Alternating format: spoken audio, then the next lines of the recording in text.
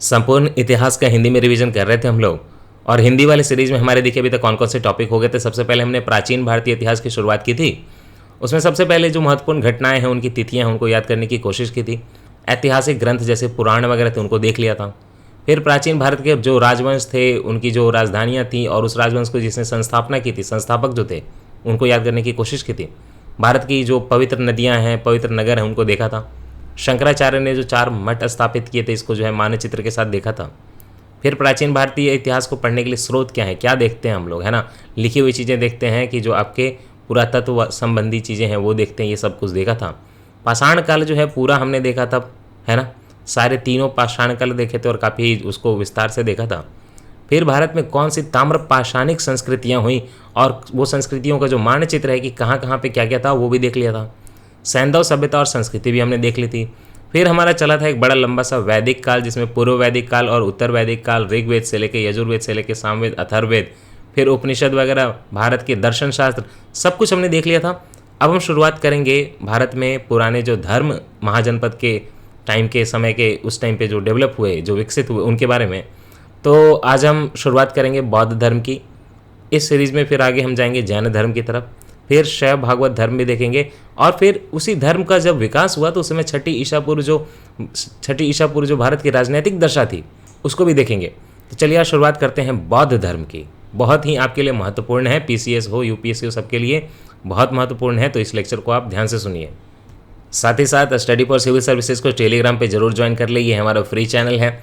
इन सारे एग्जाम की तैयारी करने के लिए आप जो है हमें इस नंबर पे कॉल कर सकते हैं या इस नंबर पे कॉल कर सकते हैं, और पेड ग्रुप आप चाहें तो ज्वाइन कर लीजिए। बौद्ध धर्म की शुरुआत करें तो सबसे पहले गौतम बुद्ध की ही बात कर लेते हैं, थोड़ा उनकी बायोग्राफी, जीवनी देख लेते हैं।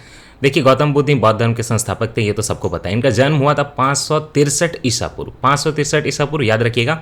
जन्म जो स्थान है ये अब जो नेपाल का नया जो संविधान बना उसके हिसाब से नेपाल में देखिए 7 प्रांत हैं, तो उसमें से एक जो प्रांत है, प्रांत नंबर 5 है।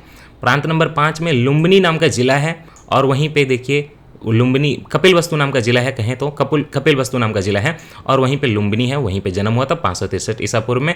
बचपन का नाम सिद्धार्थ था मात, और बाद में इनको चूंकि ज्ञान वगैरह की प्राप्ति हो गई तो उनको गौतम नाम दिया गया। नाम या संज्ञा है, बचपन का नाम सिद्धार्थ था। पिता का नाम शुद्धोधन था। शुद्धोधन जो थे कपिलवस्तु के शाक्य गण के रिपब्लिक जो होता है, शाक्य गण के प्रधान थे।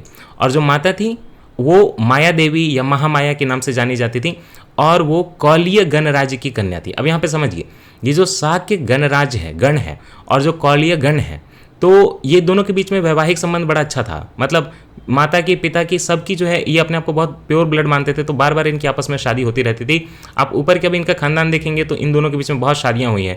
ये पूरी तरह से स्वतंत्र नहीं थे, ये जो गण थे पूरी तरह से स्वतंत्र नहीं थे। शाक्य और आपका जो कौलीय, ऐसे तो दोनों क्षत्रिय के गण थे, लेकिन इनके ऊपर आपके जो उत्तर प्रदेश में कौशल था, कौशल वाले गण का इनके ऊपर अधिकार था थोड़ा। तो ये एक नदी बहती है नेपाल में, उस नदी के दोनों साइड पे ये थे। एक तरफ था शाक्य गण और एक तरफ था कौलीय गण, और दोनों के बीच में बहुत ज़्यादा शादियाँ होती थी। तो माता जो थी माया देवी, महामाया, और बल्कि बुद्ध भगवान की जो पत्नी थी यशोधरा, वो भी देखिए कौलीय वंश से ही आती हैं। तो ऐसे शादियाँ होती थी आपस में, अपने आप को ये लोग प्योर ब्लड मानते थे, उत्कृष्ट मानते थे।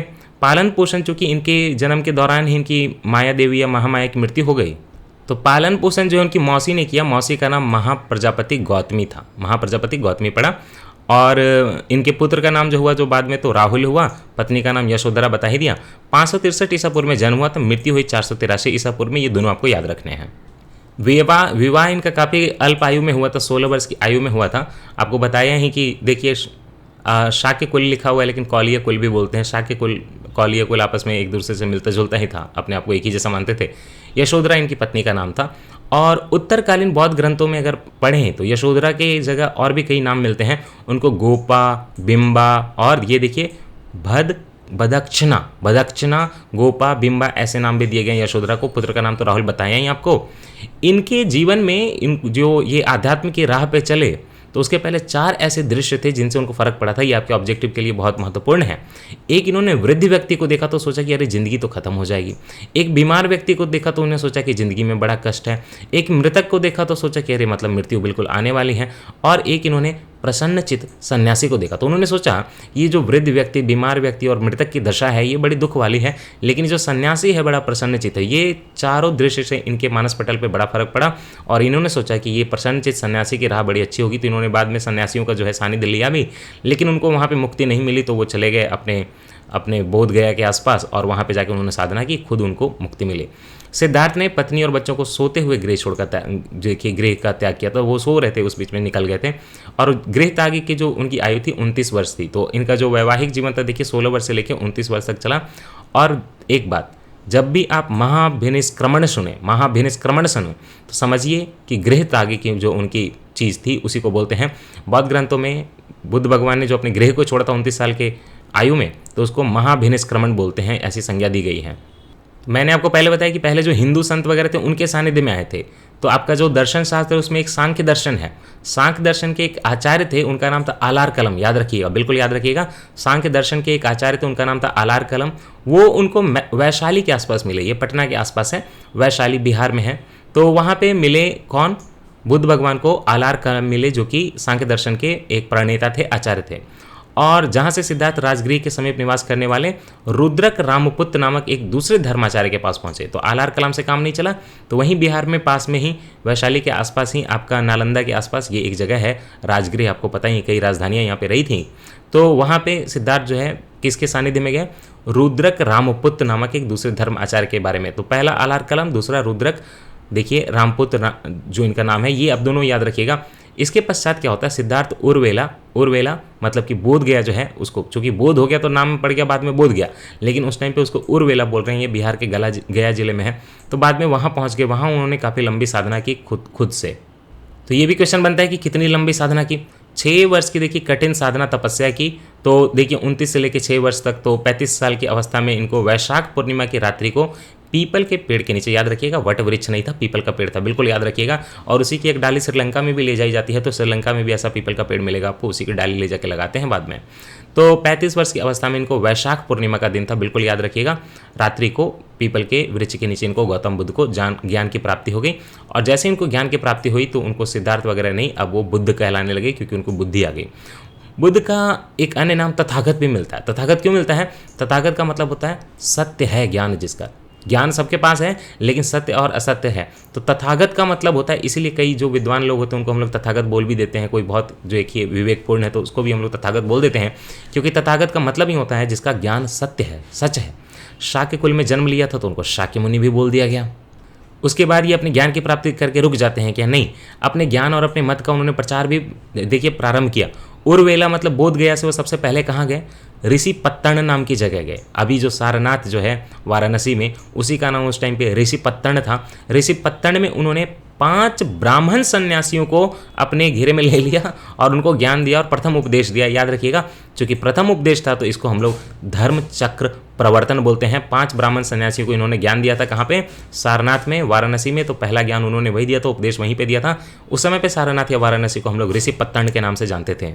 शुरुआत में मूर्ति वगैरह नहीं बनाते थे बुद्ध भगवान की। अगर सांची का स्तूप देखोगे तो वहाँ पे आपको एक मूर्ति का चित्र दिखेगा, लेकिन यहाँ पे वृक्ष और उसके नीचे के खाली आसन को दिखाया गया है ना। खाली आसन को दिखाया गया है, बुद्ध भगवान को नहीं दिखाते, क्योंकि यही इस पेड़ के नीचे इनको ज्ञान की प्राप्ति हो गई। तो मान लो आपके ये जो पेड़ वगैरह हैं इनके नीचे ज्ञान की प्राप्ति हुई। लेकिन बुद्ध भगवान को पहले जो है सीधा मूर्ति नहीं बनाते थे, वो महायान पीरियड में स्टार्ट होगा मूर्ति बनाना। पहले बस एक मान लेते थे, खाली जगह से डिनोट कर देते थे। अच्छा, बुद्ध भगवान के जीवन से संबंधित कुछ बौद्ध धर्म के प्रतीक भी हैं। अगर जन्म की बात करें तो जन्म को दिखाया जाएगा, अगर आप अजंता चले जाएंगे ना, मैं गया था तो वहाँ पे दिखाया गया था, जो जन्म को दिखाया गया था वो कमल या गर्भ हाथी, जो कि पेट से दिखाते हैं कि एक हाथी पेट में आ रहा है। मतलब इनकी माता के दिखाते हैं, ये मतलब पेंटिंग वगैरह में आप देखेंगे चित्रकला में कि पेट में दिखाते हैं कि हाथी आ रहा है, गर्भ हाथी, तो उनके जन्म को डिनोट करता है। या कमल, वो जन्म को डिनोट करता है। गृह तागे कैसे दिखाते हैं? घोड़े को दिखाते हैं जिस पे वो बैठ के निकल रहे हैं। ज्ञान की प्राप्ति तो पीपल का वृक्ष रहेगा, जिसको कि हम लोग बोधि वृक्ष भी बोलते हैं, क्योंकि वहाँ पे बोध की प्राप्ति हुई। निर्वाण मतलब दिखाते हैं कि चल पड़े यहाँ दुनिया से, तो उसको पद चिन्ह से दिखा देते हैं। यौवन जो था उनका, जवानी जो थी, उसको सांड से दिखाते हैं। और समृद्धि मतलब प्रॉस्पेरिटी है ना, अमीरी, ये उनको शेर से दिखाते हैं, चूंकि राजा के खानदान से थे तो एक टाइम पे समृद्ध भी थे। प्रथम उपदेश जो उन्होंने दिया तो उस देखिए उपदेश दिया तो उसको बोलते हैं धर्म चक्र प्रवर्तन। तो चक्र से देखिए कि प्रथम उपदेश को दिखाया जाता है, और मृत्यु जो है उसको स्तूप से दिखाई जाती है, और स्तूप में बुद्ध भगवान की कई जो हैं उनके मतलब हड्डियाँ, बाल, ऐसी चीज़ें रखी गई हैं अंदर, तो मृत्यु को स्तूप से दिखाया जाता है। तो जब ये राजगीर में रहे तो उन्होंने अपना द्वितीय, तृतीय और चतुर्थ वर्षा काल, द्वितीय, तृतीय और चतुर्थ, दूसरा, तीसरा, चौथा वर्षा काल जो है, जो रेन का सीजन है, उन्होंने राजगीर में बिताया। अब मगध के राजा उस टाइम पे बिंबिसार थे, तो उन्होंने राजगीर में देखा कि बुद्ध भगवान है, तो उनके निवास के लिए एक महाविहार बनाया था, और उस महाविहार का नाम वेलुवन था। तो महाविहार जो है द्वितीय, तृतीय और चतुर्थ वर्षा काल के लिए बुद्ध भगवान के लिए मगध के राजा बिंबिसार ने बनाया। हर्यंक डायनेस्टी थी उस टाइम पे, हर्यंक वंश था, तो उसके बिंबिसार ने वेलुवन नाम का महाविहार जो है गौतम बुद्ध के लिए बनवाया था। द्वितीय, तृतीय और चतुर्थ वर्षा काल तो बीता वेलुवन में, राजगीर में, और बनवाया था बिंबिसार ने। उसके बाद क्या, राजगीर से देखिए चल के बुद्ध कहाँ गए, लिच्छवियों की राजधानी में गए, मतलब वैशाली जो थी वहीं लिच्छवी रहते थे पटना के आसपास, तो लिच्छवियों की राजधानी वैशाली पहुँचे, और उन्होंने वहाँ पे अपना 5वां जो वर्षा काल था वहाँ व्यतीत किया। तो लिच्छवियों ने उनके लिए कुछ बनवाया होगा, लिच्छवियों ने उनके निवास के लिए देखिए वैशाली में एक महावन में एक चीज़ बनाई, उसका नाम रखा कुटाग्रशाला। कुटाग्रशाला का निर्माण कराया कि आप बुद्ध भगवान, आप राजगीर से हैं, आप यहाँ पे रहिए 5वें वर्षा काल में। वैशाली की प्रसिद्ध नगर वधु आम्रपाली जो थी उनकी शिष्या बन गई। आम्रपाली नगर वधु भी थी, डांसर भी थी, सब कुछ थी, एक कवियत्री भी थी, काफ़ी विद्वान भी थी। वो उनसे काफ़ी इंप्रेस हो जाती है, प्रभावित हो जाती है उनके ज्ञान से, और वैशाली की जो उस टाइम पे प्रसिद्ध नगर वधु थी आम्रपाली उनकी शिष्या बन गई, और भिक्षु संघ के निवास के लिए आम्र वाटिका जो है आम्रपाली ने अपनी समृद्धि से, अपने पैसों से प्रदान की। तो याद रखिएगा कि राजगीर से वो जब अपने वैशाली गए तो वहाँ उनको कुटाग्रशाला भी मिली, और साथ ही साथ आम्र वाटिका भी मिली। आम्र वाटिका क्यों? क्योंकि वो आम्रपाली ने उनको गिफ्ट किया था, आम्रपाली उनकी शिष्या बन गई। ज्ञान प्राप्ति के 8वें वर्ष में गौतम बुद्ध ने वैशाली में अपने प्रिय शिष्य आनंद के कहने पर महिलाओं की संघ में प्रवेश की अनुमति दी। पहले वो नहीं मान रहे थे कि नहीं महिलाएं आएंगी तो प्रॉब्लम होगी, जो बाकी भिक्षु हैं मेल वो शायद थोड़ा मतलब उनका जो है कंसंट्रेशन वो भी ख़राब हो जाए, या महिलाओं को वहाँ पे दिक्कत भी होगी, ऐसे कैसे रहेंगी।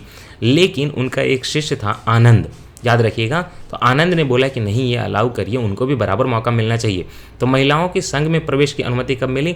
गौतम बुद्ध के ज्ञान की प्राप्ति के 8वें वर्ष में आनंद के कहने पर। बुद्ध की मौसी जो आपको मैंने बताया था महाप्रजापति गौतमी, बुद्ध की मौसी तथा विमाता संघ में प्रवेश करने वाली प्रथम महिला थी। समझे? विमाता मतलब उनकी देखरेख करने वाली जो महिला थी, और मौसी भी थी, वही प्रजापति गौतमी जो हैं बुद्ध की संघ में प्रवेश करने वाली पहली महिला बनी। देवदत्त जो था बुद्ध का चचेरा भाई था, ये भी याद रखिएगा।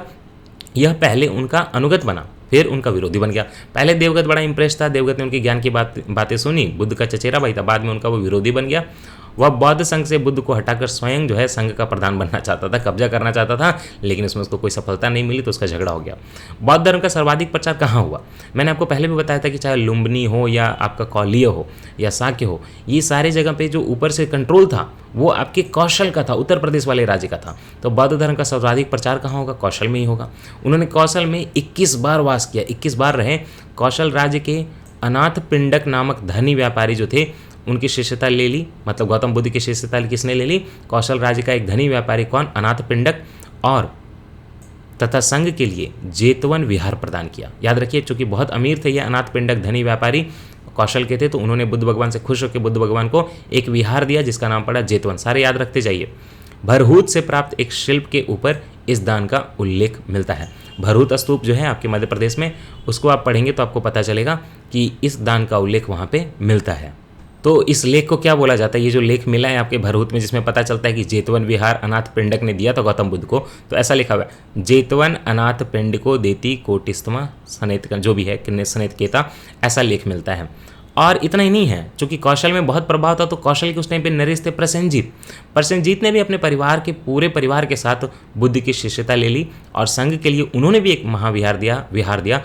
उसका जो नाम है पुब्बाराम पड़ा, पुब्बाराम या पूर्वाराम, है ना, पुब्बाराम या पूर्वाराम एक ही जगह है। ये प्रसेनजीत ने, कौशल के नरेश ने बुद्ध भगवान को विहार दिया था, अपनी तरफ से उपहार दिया था।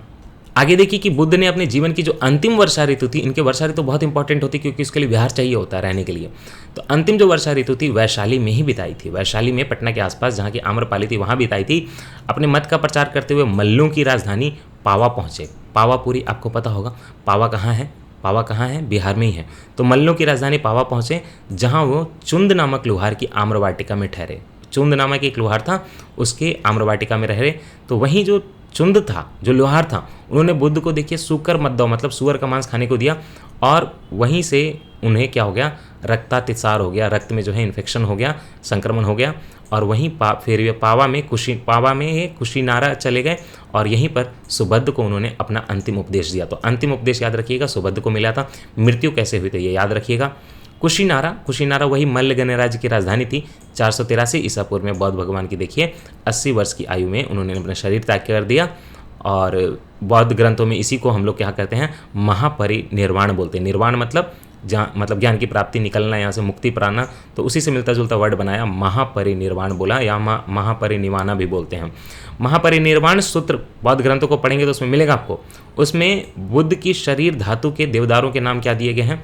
देखिए, बुद्ध की शरीर धातु जो अंदर का आपका मतलब एक तरह से माना जाता है शरीर का धातु है, कि दावेदारों के नाम क्या हैं, कि कोई किसको किसको क्या मिलेगा। देखिए, सबको क्या क्या मिलेगा शरीर का दावेदारी, किसको क्या क्या मिलेगी। अजात शत्रु जो मगध के नरेश थे उनको दावेदारी मिलेगी। वैशाली के लिच्छवी को भी मिलेगी क्योंकि उन्होंने जगह दी थी। पावा के मल्ल भले वहाँ खा के उनकी मृत्यु हुई लेकिन उनको भी मिलेगी। कपिल वस्तु के चूँकि वहीं के हैं, तो शाक्य के उनको भी मतलब शाक्य गणतंत्र वालों को भी मिलेगी उनके दावेदारी उनके शरीर पे। रामगाम कोलीय के, क्योंकि उनकी माता का खानदान वहाँ से था। अलकप के बुली को भी मिलेगी। पिपली वन के मौर्य को भी मिलेगी। और देखिए, वेठ द्वीप के ब्राह्मणों को भी उनके शरीर पर अधिकार मिलेगा। तो थोड़ा थोड़ा पार्ट जो है सबके शरीर को उन्होंने बोला कि बांट देना, सबको अधिकार दिया गया। यहाँ पे एक और बात है कि बुद्ध के जो प्रथम उपदेश को हम लोग धर्म चक्र प्रवर्तन बोल रहे हैं, उनका ये जो उपदेश था दुख के कारण तथा उसके समाधान से संबंधित था। उन्होंने क्या बोला? ये जो है सच्चाई है कि दुनिया में दुख है, और ये भी पता है कि दुख का कोई ना कोई कारण है, कारण पता करना भी संभव है, और दुख का समाधान या निवारण भी संबंधित है। इसी टॉपिक पे उन्होंने इसी विषय पे पहला जो उपदेश दिया था सारनाथ में, उसको धर्मचक्र प्रवर्तन बोलते हैं। और इसी को 4 आर्य सत्य भी कहा जाता है। 4 अर्थ सत्य क्या है? देखिए, दुख है, दुख का समुदाय मतलब दुख का कारण है, दुख का निरोध उपाय करना संभव है, और दुख निरोध गामिनी प्रतिपदा जो होगी, लास्ट में जो कॉन्सेप्ट होगा कि दुख के निरोध के लिए जिस रास्ते पे हम चलेंगे, वो रास्ता जो है चौथा उनका 4 आर्य सत्यों में से कहा जाता है। अब चूंकि ये लोग भी आर्य थे तो आर्य सत्य बोला गया है। 4 सत्य क्या है? दुख है, समुदाय है, निरोध संबंधित है, और उसके मार्ग पे चलना भी संभव है। और बुद्धिज्म के देखिए कि मतलब बौद्ध के अष्टांग मार्ग क्या होता है? अष्टांग मार्ग मतलब 8 मार्ग हैं इसमें, है ना। 8 इसके विभाजन किए गए हैं मार्ग के, जो यहाँ आप मार्ग लेंगे दुख के निवारण के लिए, उसके 8 देखिए अष्टांग मार्ग हैं। पहला है सम्यक दृष्टि। सम्यक मतलब सही, उचित। सम्यक दृष्टि, आपकी जो दृष्टि है, दृष्टि मतलब कि आप चीज़ों को जैसे देखें वो सम्यक होनी चाहिए। सम्यक संकल्प, जो आप मतलब प्रतिष्ठान करें, संकल्प करें किसी चीज़ को करने का, तो वो सम्यक होना चाहिए। सम्यक वाक मतलब बातचीत जो आपकी सम्यक हो। आपका कर्म सम्यक हो। आपकी जीविकोपार्जन, जो आप जो काम करते हो, आप हिंसा वगैरह ज़्यादा ना करो, ये सम्यक जीविका होती है। सम्यक प्रयास जो आप करोगे ना, कोशिश जो करोगे चीज़ों को पाने की आपके आध्यात्म में, वो सम्यक होना चाहिए। और आपकी स्मृति जो है इसके बारे में सम्यक होनी चाहिए। और अंत में जब समाधि हो तो वो भी सम्यक हो। ये जो सम्यक 8 हो गए, यही अष्टांग मार्ग है बुद्धिज्म का। तो बीच बीच का इनका चलने का जो रास्ता आपको पता होगा कि बुद्धिज्म में ये बहुत बड़ी बात है कि मध्यमा प्रतिपदा का मार्ग अपनाने को बोला गया। मतलब मध्यम मार्ग का, कोई भी चीज़ जो है एक्सट्रीम पे एकदम मतलब लिमिट पे नहीं होनी चाहिए। बीच बीच का मार्ग अपनाइए जिससे कि आपका जीवन भी चलता रहे और आपको आध्यात्म की भी प्राप्ति हो। गलत सही के बीच का एक रास्ता चुने, मध्यम मार्ग, क्योंकि प्रैक्टिकली जो है एक एक्सट्रीम पे चलना पॉसिबल नहीं है, संभव नहीं है दुनिया में। बौद्ध धर्म के अनुयायी 2 वर्गों में बटे हुए थे। एक तो थे भिक्षु, भिक्षुनी, ये एक वर्ग हो गया, ठीक है। जो आपकी महिला होगी जो भिक्षाटन करेगी वो भिक्षुनी हो गई, और जो पुरुष हुआ वो भिक्षु हो गया। और दूसरा जो वर्ग था वो उपासक या उपासिकाएं थी। महिला और पुरुष के हिसाब से उपासक या उपासिकाएं, मतलब क्या हुआ, जो भिक्षाटन करेंगे कटोरी लेके और उसी पे अपना जिंदगी चलाएंगे कि जितना भी मिल गया, एक कौर भी मिल गया तो वही खा के रहना है, वो भिक्षुक हो गए, एकदम सन्यासी। उपासक उपासिकाएं क्या हो गए, जो नॉर्मल साधारण लाइफ जिएंगे लेकिन बुद्धिज्म को फॉलो करेंगे, उसका अनुसरण करेंगे, उनको हम लोग उपासक उपासिकाएं बोलेंगे। इंग्लिश में इसको ले फॉलोअर बोलते हैं। जैसे आप, मैं मान लीजिए कल को मान लीजिए कि मैं बुद्धिस्ट रिलीजन का हूँ, धर्म का हूँ, मैं अपने घर में हूँ, पढ़ लिख रहा हूँ, ये मैं उपासक उपासिका हूँ, घर को छोड़ दूँ, भिक्षाटन करने लगूँ तो मैं भिक्षु या भिक्षुनी वाले क्लास में आ जाऊँगा। सामान्य मनुष्य के लिए बुद्ध धर्म ने जिस धर्म को उपदेश दिया तो उसी को देखिए उपासक धर्म बोल रहे हैं ना। साधारण लोगों के लिए जो भिक्षुक नहीं है उनके लिए उपासक धर्म की बात होगी, क्योंकि वो उपासक या उपासिकाएं हैं। बौद्ध धर्म में अष्टांग मार्ग तो मैंने आपको बताया मुक्ति पाने के लिए, है ना। लेकिन बौद्ध धर्म के रत्न हैं 3 रत्न, बुद्धम शरणम गच्छामि, धम्मम शरणम गच्छामि, संघम शरणम गच्छामि। मतलब बुद्ध की शरण में जाइए, धम्म जो धर्म है उसी का ये प्राकृत पाली शब्द है, धम्म की शरण में जाइए, और संघ जहाँ पे सारे आपके भिक्षुक भिक्षुणी उपासक जो है मिलके एक संघ चलाते हैं बुद्धिज्म का, उसकी बात हो रही है। तो इनको फॉलो करिए, इनका अनुसरण करिए, यही त्रिरत्न होते हैं बुद्धिज्म के। लेकिन क्वेश्चन तो यहाँ से आएगा, प्रश्न तो यहाँ आएगा, पीएससी में कहीं भी प्रश्न तो यहाँ आएगा कि बौद्ध की जो संगीतियाँ हुई थी, मतलब उनके जो कॉमेमोरेशन हुआ था जहाँ सब कुछ उन्होंने मिलके एक अपना कुछ निकाला नया प्लान, है ना। तो ये टोटल देखिए प्रथम द्वितीय तृतीय आपको याद रखना है। पहला जो हुआ था वो 483 ईसा पूर्व हुआ था। अब ये खुद सोचिए 483 ईसा पूर्व मतलब आपके जो बुद्ध भगवान थे उनकी मृत्यु हुई थी इस टाइम पे, है ना, 483 ईसा पूर्व में। तो जैसे ही उनकी मृत्यु होती है, महापरिनिर्वाण होता है, उसी टाइम पे 483 ईसा पूर्व में पहला जो है बौद्ध संगति करा दिया जाता है, राजगृह में कराया जाता है। अध्यक्ष जो इस पे मतलब गुरु बैठेंगे, अध्यक्ष जो बैठेंगे वो तो महाकश्यप थे, लेकिन जिस शासक ने करवाया था वो अजातशत्रु थे, हर्यंग डायनेस्टी। द्वितीय कब हुआ? 383 ईसा पूर्व, याद रखना आसान है। देखिए जब उनकी मृत्यु हुई तो 483 ईसा पूर्व में पहला वाला करा दिया, राजगृह में कराया दिया, अध्यक्ष बने महाकश्यप और शासक जो थे अजातशत्रु थे। द्वितीय देखिए उसके पूरे 100 साल बाद होता है, 383 ईसा पूर्व, याद रहेगा। ये वैशाली में हुआ था, इसको करवाया था, मतलब जो अध्यक्ष थे वो थे सुबुकामी, मतलब आपके बुद्धिस्ट जो थे वो सुबुकामी थे, और करवाया था कालाशोक ने करवाया था। और तृतीय कब हुआ था इसको भी याद रखना आसान है। देखिए 250 ईसा पूर्व के आसपास की अवधि है, 247 ईसा पूर्व में तृतीय बौद्ध संगति हुई थी। अब अशोक ने करवाया था, शासक था, तो अशोक ने इसको पाटलिपुत्र में करवाया था, और जो बैठा था इसमें अध्यक्ष जो बना था वो मोगलीपुत्र तिस्स को बोलते हैं। तो चौथा जो है काफ़ी बाद में हुआ, इसको कराया था कनिष्क ने, वो भी याद रख लीजिए, ये बहुत यहाँ पे इंपॉर्टेंट है क्योंकि यहीं से महायान वगैरह निकलता है। तो चतुर्थ बौद्ध संगति जो हुई थी वो ईसा की प्रथम शताब्दी में हुई थी, मतलब एडी में हुआ था, है ना, एडी में हुआ था, बीसी में नहीं हुआ था, ईसा की प्रथम शताब्दी में हुआ था। ये हुआ था कश्मीर में, क्योंकि कनिष्क उस टाइम पे कश्मीर में लिमिटेड था, तो कश्मीर का कुंडलवन नाम की जगह वहाँ पे हुआ था। इसमें जो बैठे थे वसुमित्र अश्वघोष, है ना, ये जो हैं उपाध्यक्ष थे, और कनिष्क के शासनकाल में ये हुआ था। मैंने आपको पहले बताया कि चौथा जो बौद्ध संगति कनिष्क ने करवाया वहाँ पे महायान निकला, है ना। तो पहले क्या था, देखिए एक पहले तो जहाँ पे बुद्ध की कोई इमेज नहीं दिखाएं, प्रतिमा नहीं दिखाएं, तो वो था परंपरागत वाला। तो परंपरागत नियम जो बुद्धिज्म का होता है उसमें जो लोग आस्था रखते हैं, वो जो संप्रदाय है उसको अस्थिरवीर बोलते हैं ना, या थेरावादी बोलते हैं। थेरा तो नहीं आपको याद रहेगा, लेकिन इसको रिलेट कर लीजिए। देखिए अस्थिर रहना मतलब हिलना डुलना नहीं, परंपरागत नियम को फॉलो करेंगे, तो ये अस्थिरवाद हो गया, दूसरा हो गया थेरावादी, दोनों एक ही चीज़ें हैं। और इनका जो ये जो नियम था, ये जो आस्था थी अस्थिरवाद या थेरावादी की, इसका नेतृत्व जो करते थे बुद्धिस्ट, वो करते थे महाकच्चायन, है ना।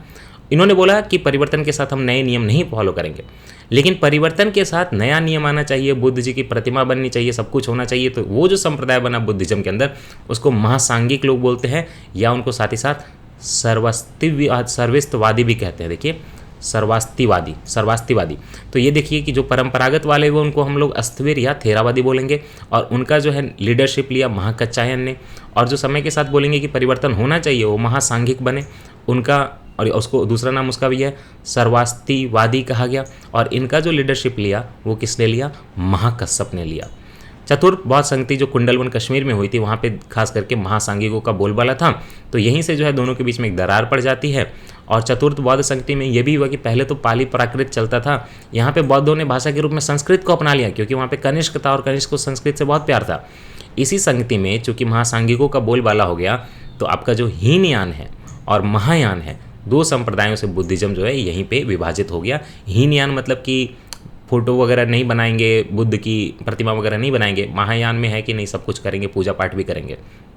वैभाषिक मत की उत्पत्ति मुख्य रूप से कश्मीर में ही हुई थी। वैभाषिक मत की उत्पत्ति जो है कश्मीर में ही हुई थी। और वैभाषिक मत के प्रमुख आचार्य कौन हैं? धर्मत्रात, घोषक, बुद्धदेव, वसुमित्र, ये लोग। अब आपको पता होगा कि बुद्धिज्म में 2-3 ग्रंथ हैं, सुत्त पिटक, विनय पिटक, है ना, अभिधम्म पिटक। तो वहाँ पे एक जो सुत्त पितक है उस पे आधारित जो संप्रदाय बना उसको बोलते हैं सौत्रांतिक। याद रखिएगा, ऑब्जेक्टिव में आ जाएगा। सौत्रांतिक जो बुद्धिज्म के अंदर संप्रदाय बना वो बना सुत्त पितक जो किताब है उस पर आधारित है।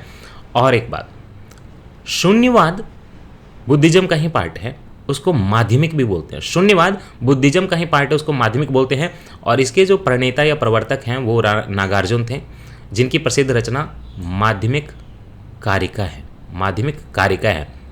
तो शून्यवाद या माध्यमिक जो आपका बुद्धिज्म का स्कूल है, संप्रदाय है, उसको शुरू किया नागार्जुन ने, और उन्होंने जो किताब लिखी उसको बोलते हैं माध्यमिक कारिका। नागार्जुन के अतिरिक्त इस मत में कुछ अन्य विद्वान थे। चंद्रकीर्ति हो गए, शांतिदेव हो गए, शांति रक्षित हो गए, आर्यदेव हो गए। नागार्जुन की तुलना जो है अगर विदेशियों से की जाए तो मार्टिन लूथर से की जाती है ना। और वेन-सांग जब भारत में आए तो वेन-सांग ने उसे क्या बोला, संसार की 4 मार्गदर्शक शक्तियों में से एक कहा है। ठीक है, वेन-सांग जब भारत में आए तो उन्होंने बोला कि ये जो मार्टिन लूथर से आपके मिलते जुलते नागार्जुन जिनको बोल रहे हैं, जो कि आपके शून्यवाद या माध्यमिक के प्रवर्तक थे, और उन्होंने वेन-सांग जब भारत आए तो उन्होंने आपके नागार्जुन को बोला कि वो दुनिया की 4 मार्गदर्शक जो शक्तियां हैं उनमें से एक तो वो हैं। उसे भारत का आइंस्टीन भी कहा जाता है। देखिए, मार्टिन लूथर, आइंस्टीन सब कहा जाता है। तो आप सोचिए कि बुद्धिज्म में नागार्जुन का कितना ज़्यादा महत्व है। चीनी मान्यता के अनुसार नागार्जुन ने चीन की यात्रा कर वहाँ बौद्ध शिक्षा प्रदान की थी। कहते हैं कि नागार्जुन चीन गए थे, जब वेन-सांग भारत में आए तो बाद में जो है नागार्जुन चीन गए और वहाँ जाके लोगों को बुद्धिज्म का प्रचार प्रसार किया वहाँ पे। विज्ञानवाद अथवा योगाचार संप्रदाय की स्थापना किसने की थी? मैत्रेय अथवा जिनका नाम मैत्रेयनाथ भी बोलते हैं, वो उसने की थी। ये सब बुद्धिज्म के स्कूल हैं, याद रखिए, ऑब्जेक्टिव में आएगा, डिटेल में नहीं जाना है। विज्ञानवाद या योगाचार संप्रदाय जो हुआ बुद्धिज्म में, उसकी स्थापना जो है उसके प्रवर्तक कौन थे? मैत्रेय थे, जिनको हम लोग मैत्रेयनाथ भी बोलते हैं। असंग तथा वसुबंध ने इसका विकास किया। जो डेवलपमेंट के बाद में उस किसने किया? असंग और वसुबंध ने। वज्रयान का सर्वाधिक विकास 8वीं शताब्दी में हुआ। काफ़ी लेट से वज्रयान बना है ना। वज्रयान आप देखेंगे श्रीलंका वगैरह में काफ़ी, तो वज्रयान का विकास जो है 8वीं शताब्दी में हुआ, बहुत देर से। और इसके सिद्धांतक कौन है? मंजूश्री, मूलकल्प तथा गृह समाज। गृह समाज और मंजूश्री, मूलकल्प इनके नाम हैं, इन ग्रंथों में इनका उल्लेख मिलता है। तो आपके वज्रयान का सर्वाधिक विकास 8वीं शताब्दी में हुआ, और जिन ग्रंथों में उनका उल्लेख मिलता है वो है मंजूश्री, मूलकल्प और गृह समाज। इसने भारत में बौद्ध धर्म के पतन का मार्ग यहीं पे प्रशस्त कर दिया। ये जो आया आपका वज्रयान, भारत में इसका फिर पतन होने लगा। बौद्ध दर्शन में क्षणिकवाद को स्वीकार किया गया। बुद्ध ने स्वयं अनित्यवाद के सिद्धांत का प्रतिपादन किया था। देखिए, बुद्ध ने खुद जो सिद्धांत का प्रतिपादन किया था वो था अनित्यवाद, लेकिन जैसे ही ये वज्रयान आता है 8वीं शताब्दी में, मंजूश्री, मूलकल्प और गृह समाज में जिस ग्रंथों में इसका उल्लेख है, उस टाइम से बौद्ध दर्शन में क्षणिकवाद आ गया। जैसे ही क्षणिकवाद आया, बौद्ध धर्म का पतन जो है भारत में होना शुरू हो गया। ये जो मैत्रेय थे जिन्होंने आपके बुद्धिज्म में ये लेकर आए, क्या लेकर आए? बुद्धिज्म में मैत्रेय क्या लेकर आए थे? विज्ञानवाद या योगाचार लेकर आए थे। तो मैत्रेय को बौद्ध परंपरा में भावी बुद्ध बोला गया। मतलब क्या? देखिए, भावी बुद्ध मतलब होता है बोधिसत्वा। बोधिसत्वा जो बाद में आएगा और दुनिया में सबको मुक्ति दिलाने में मदद करेगा, और अपनी मुक्ति जो है, मोक्ष जो है रोक के रखेगा, बाकी लोगों को ज्ञान देगा, गाइडेंस देगा, उसी को भावी बुद्ध या बोधिसत्वा बोलते हैं। और ये भी होने को बाकी है मैत्रेय। ये यूपीएससी ने पूछ दिया था 2017 या 18 में सीधा डायरेक्ट कि मैत्रेय बुद्धा जो है, इनमें से कौन सा बुद्ध है जो आना बाकी है? तो मैत्रेय बुद्धा। मैत्रेय को बौद्ध परंपरा में भावी बुद्ध कहा गया है। अवलोकितेश्वर प्रधान बोधिसत्व है। बहुत सारे जब बोधिसत्व हैं, मैत्रेय तो आने वाले हैं, लेकिन बहुत सारे जो बोधिसत्व हैं उसमें अवलोकितेश्वर जो हैं, अवलोकी मतलब यहाँ पे आँख से रिलेटेड है। इनके सुंदर आँख माने जाते हैं, कई जगह इनका मूर्ति भी लगाया गया है, आप देखेंगे अजंता एलोरा वगैरह कहीं। तो अवलोकितेश्वर जो है प्रधान बोधिसत्व हैं। इन्हें पद्म पानी भी कहा गया है क्योंकि इनके हाथ में कमल है, तो पद्म पानी भी बोलेंगे, और बोधिसत्व को इनको जो है अवलोकितेश्वर भी बोलेंगे। और इनका जो गुण है प्रधान की, किस चीज़ के लिए जाने जाते हैं? तो दया है। मंजूश्री बुद्ध जो है, बोधिसत्व कहिए, मंजूश्री बोधिसत्व जो है, उनके एक हाथ में खड्ग है और दूसरे हाथ में देखिए पुस्तक है। तो एक तरफ खड्ग है लड़ाई लड़ने के लिए, एक तरफ पुस्तक है। तो इनका कार्य है बुद्धि को प्रखर करना, आपके दिमाग का विकास करना। बौद्ध साहित्य को मैंने आपको पहले ही बताया था कि 3 हैं किताबें, तो उसको त्रिपिटक कहते हैं, और ये पाली भाषा में लिखी गई थी। बुद्ध के महापरिनिर्वाण जब हो गया, जब उनकी मुक्ति हो गई, जब संसार से चले गए, तो उनकी शिक्षाओं को बाद में देखिए संकलन करके 3 भागों में, उन्होंने जितना भी उपदेश दिया था छोटा छोटा लिखा हुआ था, सुना हुआ था, सबका संकलन करके 3 भाग में बांट दिया गया। इन्हीं को त्रिपिटक कहते हैं। पहला है विनय पिटक, इसमें है आचरण आपस में कैसे करें। दूसरा है सुत्त पिटक कि क्या सूत्र को फॉलो करें, और तीसरा है अभिधम्म पिटक जिसमें कि आप जो है बुद्धिज्म का मैसेज दुनिया में फैलाओ। तो सबसे पहले चलिए पढ़ते हैं विनय पिटक में क्या लिखा है। विनय पिटक मैंने आपको पहले बताया कि आचरण से रिलेटेड, तो जब आप संघ में रहोगे, महिला पुरुष रहोगे, तो कुछ आचरण वहाँ पे आपको नियम अनुसार करना पड़ेगा। तो संघ संबंधी जो नियम है, दैनिक जीवन संबंधी जो आचार विचार हैं, और विधि निषेधों मतलब लॉ कानून वगैरह जो है आपका, ये सारे का जो संकलन है वो विनय पिटक में है। तो सुत्त पिटक में क्या है? सूत्र है। सुत्त पिटक में बौद्ध धर्म के सिद्धांत हैं और उपदेश हैं। अभिधम्म पिटक में क्या है? धर्म से रिलेटेड है। अभिधम्म पिटक में बौद्ध धर्म के जो दार्शनिक सिद्धांत हैं उनका संग्रह मिलेगा। अट्टकथाएं क्या होती हैं? त्रिपिटकों के भाष्य के रूप में लिखी गई हैं। अट्टकथाएं जो हैं त्रिपिटकों के भाष्य के रूप में लिखी गई हैं। सुत्त पिटक की अट्टकथा, महाकट अट्ट कथा तथा विनय पिटक की अट्ट कथा जो है कुरुंदी है ना। सुत्त पिटक की जो अट्टकथा है उसको बोलते हैं महा अट्टकथा, और विनय पिटक की जो अट्टकथा है उसको कुरुंदी बोलते, याद रखिएगा। तो अभिधम्म पिटक की अट्टकथा क्या है? वो मूल रूप से देखिए, मैंने बोला था बाद में जो चीज़ें हैं आपके श्रीलंका चली जाती हैं, तो आपकी जो अभिधम्म पिटक की जो अट्टकथा है वो मूल रूप से सिंहली भाषा में लिखी गई थी। सिंहली भाषा में लिखी गई थी। बौद्धों का वह धर्म ग्रंथ जिसमें गौतम बुद्ध के पूर्ववर्ती, आपको पता ही होगा, जातक कहलाता है, जिसमें बौद्ध धर्म के जो पूर्व जन्म, इसमें किसमें जानवर थे, किसमें पेड़ पौधे, सब कुछ जो संकलन है गौतम बुद्ध के पूर्व जन्मों की जो कथाएं हैं जिसमें, वो जातक कथाएं कहलाती हैं। और ये जातक कथाएं किस लैंग्वेज में लिखी हैं? याद रखिएगा, पाली भाषा में लिखी गई हैं। अब सुनिए कुछ बौद्ध धर्म के ग्रंथ और उनके रचनाकार। नागसेन ने लिखा मिलिंदा पन्हो। मिलिंदा जब बाहर से आया तो नागसेन ने उनसे बात की, तो मिलिंदा ने उनसे बहुत सारे प्रश्न पूछे बुद्धिज्म के बारे में, तो जो वो जवाब दिया नागसेन ने, उसी से किताब लिख दी गई मिलिंदा पन्हो, मिलिंदा के प्रश्न, है ना। अश्व घोष ने क्या लिखा? बुद्ध चरित। और देखिए सौंदरानंद है ना, सौंदरानंद। बुद्ध चरित में बुद्ध भगवान के चरित्र की बातें होंगी, कैसा था उनका पर्सनैलिटी, ये अश्वघोष ने लिखा। अश्वघोष ने साथ ही साथ सौंदरानंद भी लिखा। देखिए अश्वघोष ने शारिपुत्र प्रकरण भी लिखा। शारिपुत्र एक बोधिसत्व वगैरह था, तो उसके बारे में जो प्रकरण है वो भी अश्वघोष ने लिखा। नागार्जुन ने क्या लिखा? मैंने पहले आपको नागसेन बताया था, नागार्जुन के बारे में तो आप जानती हो, पहले ही बता दिया था। माध्यमिका करिका, ये नागार्जुन ने लिखा था, क्योंकि उन्होंने माध्यमिक मार्ग वही दिया था, उन्होंने दिया था। बुद्ध घोष ने क्या लिखा? उन्होंने लिखा विशुद्धि मग, मतलब विशुद्धि का मार्ग। और वसुबंध ने क्या लिखा? अभिधम्म कोश, मतलब सारे अभिधम्म का वहाँ पे संकलन है। अच्छा, बुद्ध भगवान की कई सारी मुद्राएं हैं। एक मुद्रा है जिसमें वो जो है जमीन को स्पर्श कर रहे हैं, है ना, जमीन को स्पर्श कर रहे हैं अपने हाथों से, अपने फिंगर से, अपनी उंगलियों से, तो इसको बोलते हैं भूमि स्पर्श मुद्रा। भूमि स्पर्श मुद्रा का मतलब क्या है? तप की शुचिता निरंतर। एक जो था उनको, जब क्या होता है कि उनको एक जो है डिस्टर्बेंस कर रहा था, बीच में व्यवधान डाल रहा था उनके तप के बीच में, तो वो जो है मरा था वो ना, व्यवधान डाल रहा था, उसका नाम मरा था। तो वो ज़मीन को छूते हैं और उसको याद दिलाते हैं कि मतलब मैं हिलूंगा नहीं। तो इसी से भूमि स्पर्श मुद्रा बनती है, उस तप की शुचिता, मतलब मैं हिलूंगा नहीं और निरंतर रहूंगा, ये बताया जाता है इस मुद्रा से। भूमि स्पर्श मुद्रा की सारनाथ की बुद्धि मूर्ति जो है गुप्त काल से संबंधित है। सारनाथ में आपको भूमि स्पर्श मुद्रा वाली मूर्ति मिलेगी, तो वो बनाई गई थी गुप्त काल में, काफ़ी बाद में। प्राचीन काल में बौद्ध शिक्षा के देखिए 3 प्रमुख केंद्र थे। एक तो नालंदा था, ये बिहार में था, है ना। दूसरा वल्लाभी था, ये आपके गुजरात में था। तीसरा विक्रमशिला था, ये भी बिहार के भागलपुर जिला के आसपास है, वहाँ विक्रमशिला डॉल्फिन सेंचुरी भी बनाई गई है। तो नालंदा में क्या था? नालंदा में महायान बौद्ध धर्म की शिक्षा का प्रमुख केंद्र क्या था? महायान बौद्ध धर्म की शिक्षा का प्रमुख केंद्र था नालंदा, बिहार में, ठीक है। और हीनयान के लिए बौद्ध धर्म शिक्षा के प्रमुख केंद्र क्या था? वल्लाभी, जो कि गुजरात में पड़ेगा। तो विक्रमशिला जो भागलपुर के आसपास बिहार में था, वहाँ क्या था? विक्रमशिला देखिए एक महाविहार था, और उसकी स्थापना बंगाल के जो पाल नरेश थे उनमें से धर्मपाल ने की थी। क्वेश्चन सीधा पूछ दिया जाता है कि विक्रमशिला महाविहार किसने बनाया था? तो धर्मपाल ने बनाया था, जो कि पाल नरेश थे, पाल डायनेस्टी से बिलोंग करते थे। उसने यहाँ मंदिर बनवाया, मठ भी बनवाए, और ये 5वीं शताब्दी के मध्य गुप्तों के समय में नालंदा विश्वविद्यालय अस्तित्व में आया था। ये याद रखिएगा कि यह नालंदा विश्वविद्यालय को किसने तोड़ा था, ये तो मैं आपको जो मध्यकालीन भारत है उसका इतिहास उसमें पढ़ाऊंगा, लेकिन जिसने बनवाया था वो याद रखिए कि गुप्तों के समय में नालंदा विश्वविद्यालय अस्तित्व में आया था। सर्वप्रथम क्या हुआ कि कुमारगुप्त एक ने नालंदा में बौद्ध विहार को दान दिया। फिर बाद में बुद्धगुप्त तथागत गुप्त, बालादित्य नामक जो गुप्त शासक हैं, उन्होंने भी इस विहार को दान दिया। नवनालंदा महाविहार जो है बौद्ध अध्ययन का एक आधुनिक केंद्र है। अब तो बनाया, उसको मॉडिफाई कर रहे हैं, यूनिवर्सिटी बना रहे हैं। और बिहार सरकार ने 1951 में नालंदा में क्या है, यूनिवर्सिटी स्थापित किया था, ठीक है। चैत्य शब्द का आर्थिक अर्थ क्या है? आपको बताया ना, एक चीज़ होती है चैत्य और एक होता है विहार।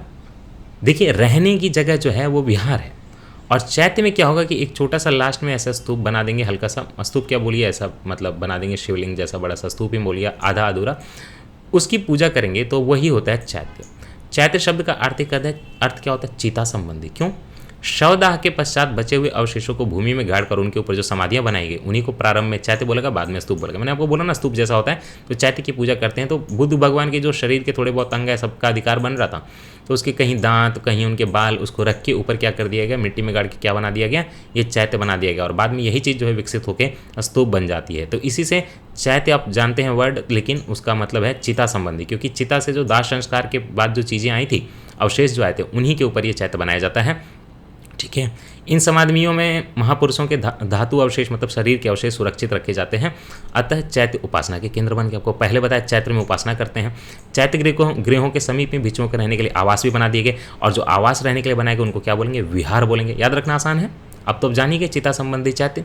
सर्वप्रथम स्तूप शब्द का वर्णन जो है आपके ऋग्वेद में ही प्राप्त होता है, मतलब इसके पहले भी हिंदुइज्म में भी आपके स्तूप वगैरह बन रहे थे। बाकी इसके अलावा अथर्ववेद, वाजस्नेयी संहिता, तैत्तिरीय ब्राह्मण संहिता, पंचविश ब्राह्मण आदि ग्रंथों में भी देखिए स्तूप के बारे में जानकारी मिलती है। तो स्तूप कोई बुद्धिज्म से ही डेवलप नहीं हुआ था, विकसित नहीं हुआ था, पहले से ही था। स्तूप का शाब्दिक अर्थ क्या है, किसी वस्तु का ढेर। स्तूप भी देखेंगे तो ऐसे वस्तु नीचे रख दी जाती है, हड्डी बाल जो भी है उसके बना दिया जाता है, तो वस्तु का ढेर है।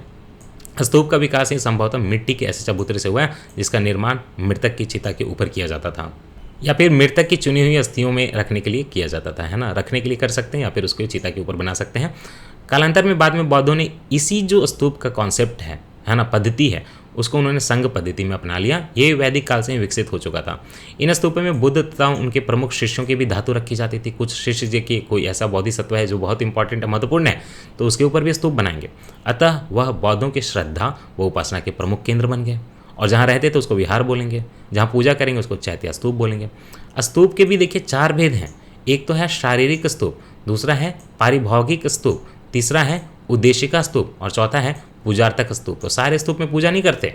एक है शारीरिक स्तूप जिसमें चीज़ें गाड़ दी गई हैं, एक है पारिभौगिक स्तूप, तीसरा है उद्देशिका जहाँ पे उद्देश्य मिलेगा, चौथा है पूजार्थक स्तूप।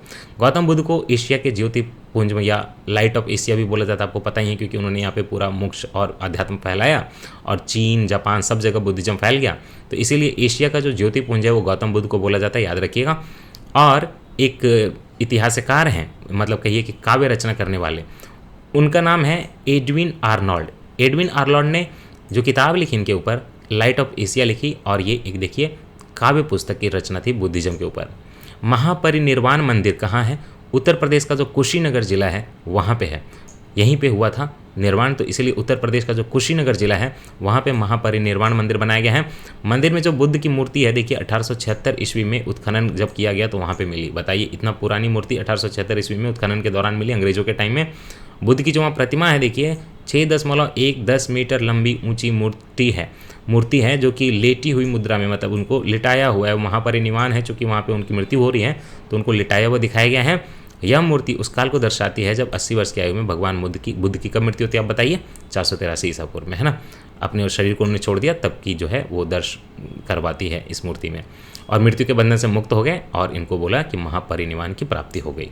तो चलिए, पहले डिस्कशन हुआ था, वहाँ पे उल्लेख हुआ था हीनयान और महायान का, तो पढ़ लेना चाहिए कि हीनयान और महायान में क्या अंतर है, क्योंकि यहाँ से सीधा प्रश्न आ सकता है। देखिए, हीनयान देखेंगे और महायान देखेंगे, कंपेयर करेंगे।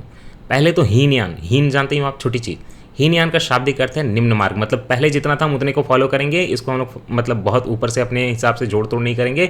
जो हमारा ट्रेडिशनल चल रहा था, ऑर्थोडॉक्स चल रहा था, परंपरागत चल रहा था, उसी को फॉलो करेंगे, तो निम्न मार्ग हो गया। महायान में कि नहीं, पूजा पाठ फल आराधना जो भी है सब कुछ करेंगे, तो उसको बोलते हैं उत्कृष्ट मार्ग, नोबल मार्ग, उत्कृष्ट मार्ग। और महायान ज़्यादा चीज़ें होंगी, है ना, ब्रॉड चीज़ होंगी। इसमें देखिए, हीनयान में महात्मा बुद्ध को मैंने आपको बोला कि एक महापुरुष माना जाता है, भगवान नहीं माना जाता था। महायान में बोला कि नहीं, ये पूरे भगवान इनकी पूजा पाठ करेंगे, तो देवता माना जाता था महायान में। हीनयान जो है एक व्यक्तिवादी धर्म है। इसके अनुसार प्रत्येक व्यक्ति को अपने प्रयत्नों से ही मोक्ष प्राप्त करना चाहिए। एकदम साधारण सी चीज़ें हैं, ट्रेडिशनल चीज़ें हैं। लेकिन महायान में क्या बोलते हैं कि नहीं, परोपकार करिए, पर सेवा करिए, और इसका उद्देश्य जो है, आपका उद्देश्य जो है समस्त मानव जाति का कल्याण करना है। हीनयान पहले भी बताया था, मूर्ति पूजा भक्ति वगैरह नहीं करता। महायान जो है आत्म और पुनर्जन्म सब में विश्वास करता है, मूर्ति पूजा भक्ति सब में विश्वास करता है। इसकी साधन पद्धति चूंकि हीनयान की पारंपरिक है तो अत्यंत कठोर है, तपस्या करनी है, भिक्षाटन करना है, भिक्षु जीवन का समर्थक है। लेकिन जो महायान है आजकल के लोगों के लिए है तो इसके सिद्धांत सरल हैं, सर्वसाधारण के लिए सुलभ है, इसलिए महायान काफ़ी आगे बढ़ गया ना बाद में, क्योंकि एक जनरल कॉमन पर्सन को एड्रेस करता था। भिक्षु के साथ साथ सामान्य उपासकों को भी महत्व दिया गया है यहाँ। हीनयान जो है उसमें आदर्श जो है अरहत पद को प्राप्त करना है, अरहत पद को प्राप्त करना है। और जो महायान है उसका आदर्श क्या है, बोधिसत्व है। तो आपको जानना होगा कि अरहत पद क्या होता है। जिसको तपस्या के बाद निर्वाण की प्राप्ति हो गई उसको अरहत पथ या अरहत पद प्राप्त करना बोलते हैं। बोधिसत्व जो कि समाज का कल्याण करेगा, सबको मुक्ति में मदद दिलाएगा, इसका ये आदर्श है, महायान का आदर्श है बोधिसत्व। तो ऐसा है कि हीनयान अकेला है नहीं, हीनयान के अंदर भी देखिए कुछ संप्रदाय बन गए।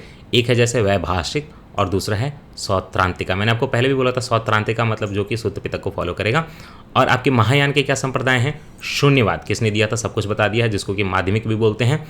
और दूसरा है विज्ञानवाद या योगाचार। तो ऐसे ही हमारा ये लेक्चर खत्म हो गया। अगले लेक्चर में हम इसी चीज़ को आगे बढ़ाएंगे। आपका बहुत बहुत शुक्रिया।